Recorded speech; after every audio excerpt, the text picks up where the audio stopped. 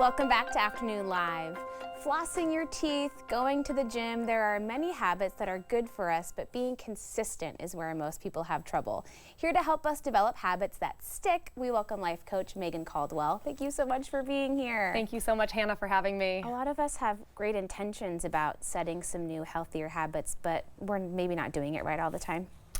Yes, no, you're not alone if that is you. Right. And it's really hard to keep consistent habits. Oftentimes we feel really motivated, and when we feel motivated, we go all in and we go for the ideal and we go for the perfection, and then it doesn't stick. We go 0 to 100. Yes. And we can't really do that. So let's talk about, what does it really take to actually change a habit in the long term? Yeah, great question. So as I shared, motivation is something that really comes and goes. And so oftentimes when we feel motivated, that's when we're like, I'm going to hit the gym now 6 times a week, or I'm going to cook healthy meals. And recognizing that motivation comes and goes first and foremost is important. Oh, sure. Second, I think it's also really important just to point out that we as humans are wired to resist change. Oh, yeah. So even if we have best intentions and we know that flossing our teeth more is going to lead to less cavities, it doesn't mean that it's going to be an easy thing for us to do. Well, and like you said, just acknowledging, I mean, I don't think that you even think about that I do feel super motivated in this moment right now, but in a couple of weeks or months, I'm going to feel differently, and then how am I going to sustain that? Yeah, absolutely. And I think oftentimes as humans, we go in and we go too hard too soon, if you will. And one of the things that I work with my clients most often is, how do we actually break it down to the smallest thing possible?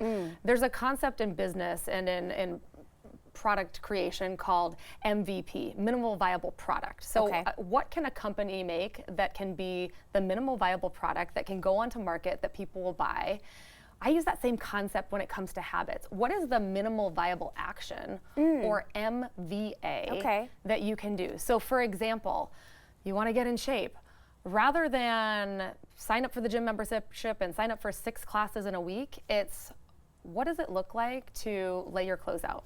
What does it look like to just start with a 5-minute walk? So what is the actual smallest thing that you can do, rather than what's the ideal? Yeah, because you don't think about, when you do go all the way day one, how that changes your daily life, right? There are so many other factors going on, and you don't realize how intertwined everything is. Totally. And again, when we have motivation, we go for that ideal of what we want the bigger picture to be, versus what does this actually look like in real life, in the season that we're in, as life moves on, right? I think oftentimes we go for the perfection of it, if you will, but what happens when your kid gets sick, or you're on vacation and we quote unquote fall off the wagon, right? It can be hard to get back on. And then sometimes we punish ourselves and we feel like we're starting back at the beginning, but that's not really the case.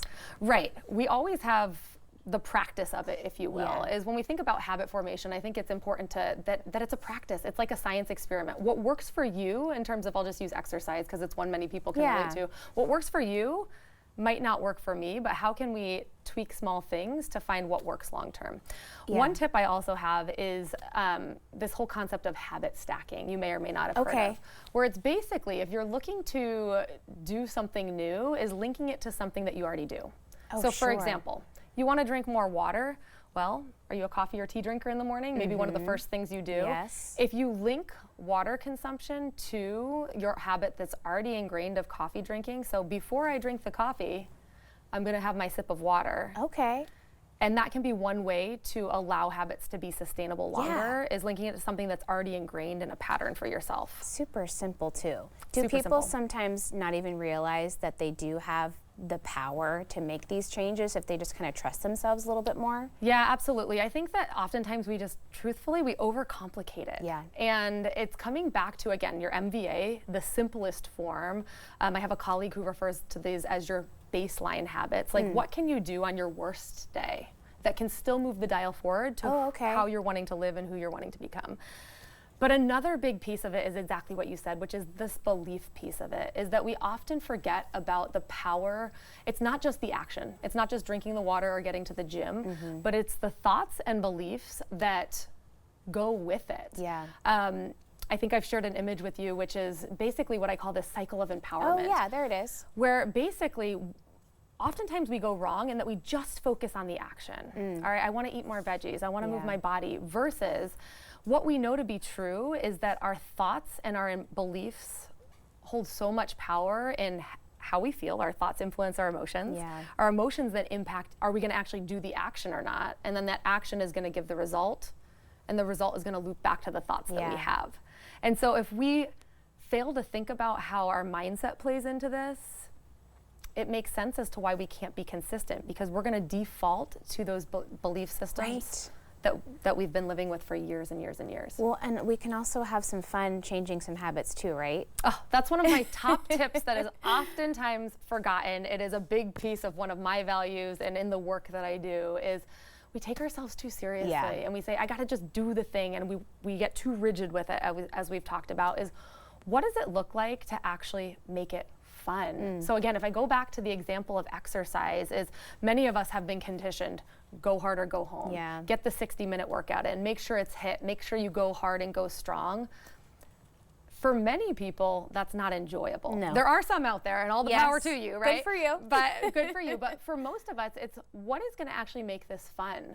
So if you love dancing, what if dancing becomes your way of movement in this season of life, versus, again, forcing yourself to do something that goes against the way that our brains are wired to say, this is actually not going to keep me safe. It's uncomfortable. It's too uncomfortable.